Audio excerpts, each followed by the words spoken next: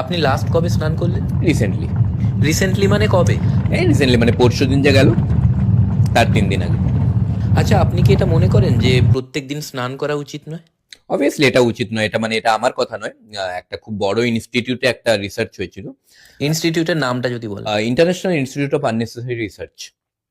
ওদের তরফ থেকে যেটা বলা হচ্ছে যে প্রত্যেকদিন স্নান করলে চামড়া ক্ষয়ে যেতে পারে। তো এইভাবে চামড়া ক্ষইতে থাকলে একসময় মানুষ বিলুপ্তপ্রায় প্রাণীতে পরিণত হবে।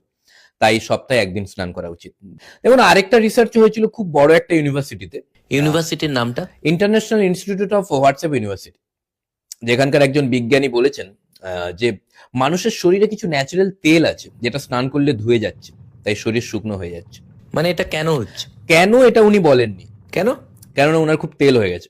আরেকটা রিসেন্টলি একটা রিসার্চ হলো, যেখানে বলা হচ্ছে মানে রিসার্চে কি করেছে ওরা 10 জনের দুটো টিম তৈরি করে।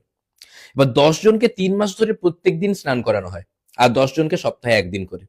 যাদেরকে প্রত্যেক দিন স্নান করানো হয়, যে গ্রুপটাকে, 10 জনের গ্রুপকে, পাগল হয়ে গেছে, স্মৃতিশক্তি হারিয়ে গেছে। এটা কি করে হলো? কেন ওদের সকাল থেকে রাত পর্যন্ত স্নান করানো হতো। আচ্ছা, বিজ্ঞানীর নাম কি? বিজ্ঞানীর নাম জানা যায়নি, এটা আবার কি হলো? কারণ ওই যে 10 জনকে যে স্নান করানো হচ্ছিল না প্রত্যেকদিন, তার মধ্যে ওই বিজ্ঞানীও ছিলেন। আমাদের পাড়ার একটা কাকুর প্রত্যেক দিন স্নান করার অভ্যেস ছিল, একটা বাজে অভ্যেস। লাস্ট 1 মাস স্নান করতে পারছেন না, কেন? কেননা 1 মাস আগে মারা গেছেন। যারা প্রত্যেক দিন স্নান করে, তাদের জন্য আপনি কি বলতে চান? তাদের আপনি কি বলতে চান?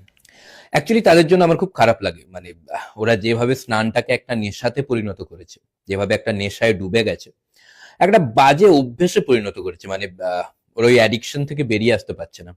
আমি কোথাও না কোথাও মনে করি যে মানে ওদের কাজ নেই বলে ওরা স্নান করছে, কাজ নেই, চলো স্নান করে নি। আপনি অ্যাকচুয়ালি কোন সময়টা স্নান করেন? যখন কোনো রিলেটিভের বাড়ি যেতে হয় তার আগে স্নান করি। রিলেটিভের বাড়ি কখন যান? আমি